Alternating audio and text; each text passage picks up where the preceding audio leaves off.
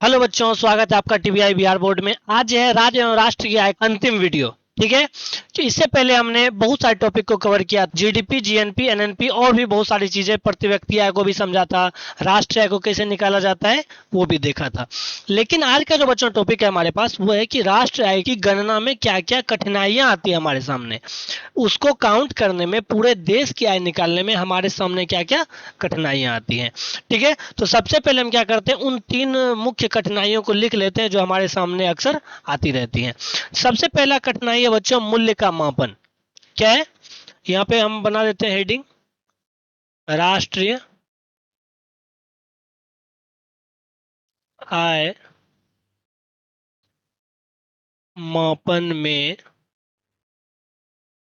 कठिनाई। सबसे पहला कठिनाई क्या है बच्चों? सबसे पहला कठिनाई है मूल्य का मापन। दूसरा है दोहरी गणना की संभावना।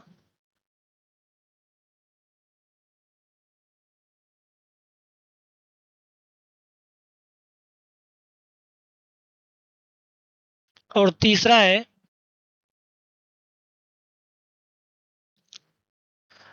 आंकड़ों को एकत्र करने में कठिनाई। ठीक है बच्चों, ये क्या है, यही मेनली तीन समस्याएं आती हैं कब, जब हम लोग राष्ट्र आय की गणना करने के लिए जाते हैं। सबसे पहला कठिनाई है बच्चों मूल्य का मापन। यानी कि आप लोग थोड़ा सा प्रैक्टिकल करके देखिए। क्या, मान के चलिए कि कोई फसल है, किसान जो है वो 30 रुपए पर केजी के हिसाब से बेचा अपने खेत पे, लेकिन वहां जो व्यापारी बेच रहा है मार्केट में जाके, वो 50 रुपए बेच रहा है। और उसमें से क्या हो रहा है, वो प्रॉपर बिल भी नहीं दे रहा है किसी को काट के।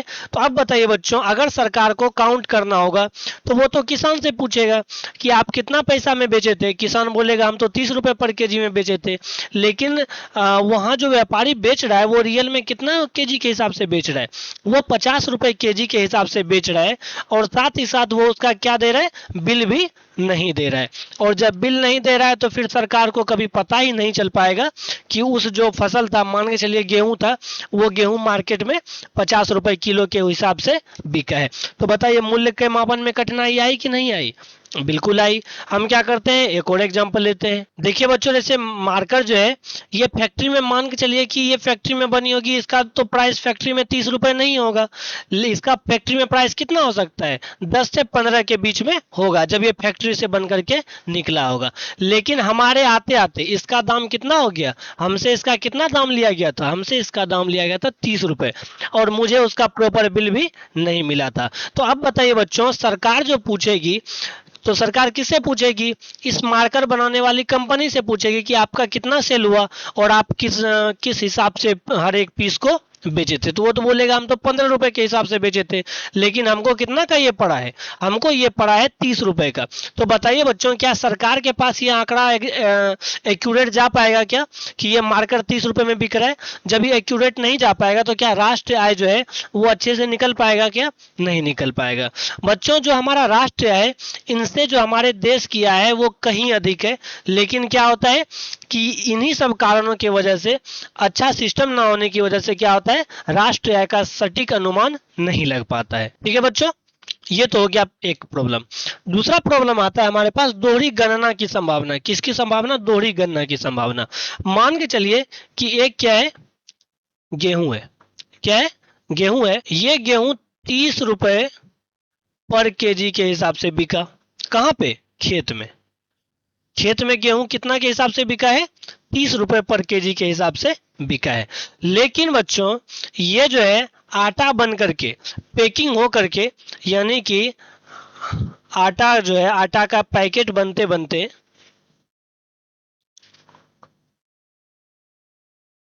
इस गेहूं का जो प्राइस हो जाता है वो हो जाता है 70 रुपए। कितना हो जाता है?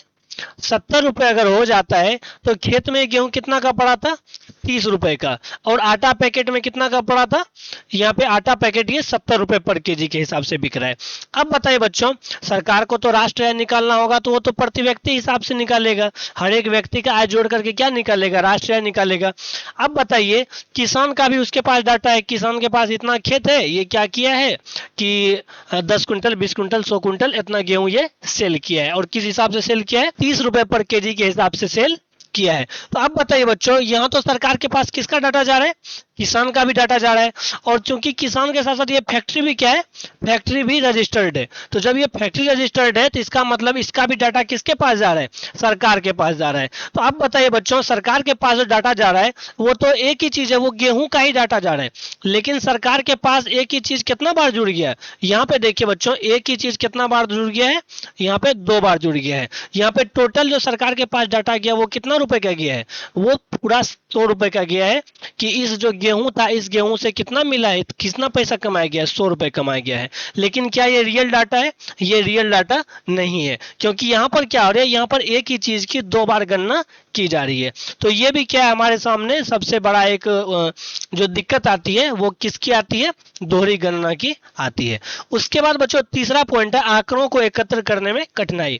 जो गांव के बिल्कुल रूरल एरिया है, जो बिल्कुल पिछड़ा हुआ है, वहां पे क्या होता है, वहां पे सरकार का जो पहुंच है वो अच्छे से नहीं बन पाता है, और वो जो संस्था है उसको अच्छे से पता नहीं चल पाता है कि भारत के जो ग्रामीण इलाके, जो पिछड़े इलाके हैं, वहां पे किस हिसाब से उत्पादन हो रही है, वहां के लोग कैसे कमा रहे हैं, कितना कमा रहे हैं। ठीक है, क्योंकि आप भी अगर अपने आसपास देखिएगा तो अगर आप क्या करते हैं, ठेला पर जाकर के कुछ खा लेते हैं, तो क्या आपको उसका बिल मिलता है, क्या बिल नहीं मिलता है। तो जब बिल नहीं मिला तो क्या सरकार के पास डाटा जा पाएगा, नहीं जा पाएगा।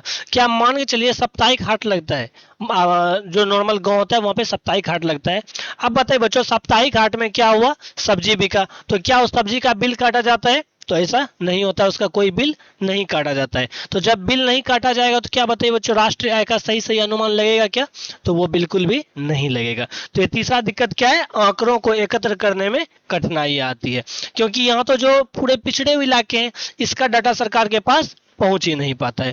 ठीक है, तो यही 3 चीज क्या है, राष्ट्रीय आय की गणना में कठिनाइयां उत्पन्न करती है। इसमें सबसे पहला क्या है, मूल्य का मापन, दूसरा है दोहरी गणना की संभावना, तीसरा है आंकड़ों को एकत्र करने में कठिनाई। अब आइए बच्चों हम लोग दूसरा पॉइंट समझते हैं। दूसरा पॉइंट हमारे पास कि प्रति व्यक्ति आय का राष्ट्रीय विकास में क्या योगदान है। तो हम यहाँ पे क्या लिख लेंगे, यहाँ पे हम एक पॉइंट बना लेते हैं, राष्ट्रीय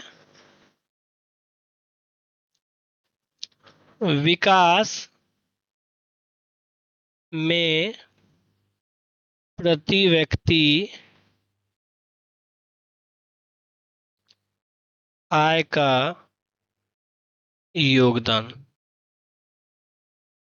ठीक है, ये हम लोगों ने क्या किया, ये हम लोगों ने एक पॉइंट बना लिया। हम क्या करते हैं, इसको डायग्राम के मदद से समझते हैं। सबसे पहले हम नीचे में लिखेंगे विकास की क्रिया,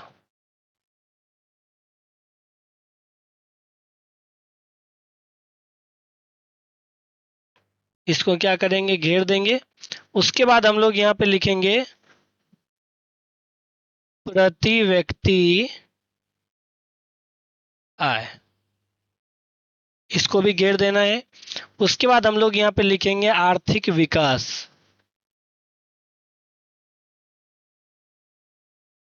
इसको भी घेर देना है। और उसके बाद हम लोग लिखेंगे राष्ट्रीय आय में वृद्धि।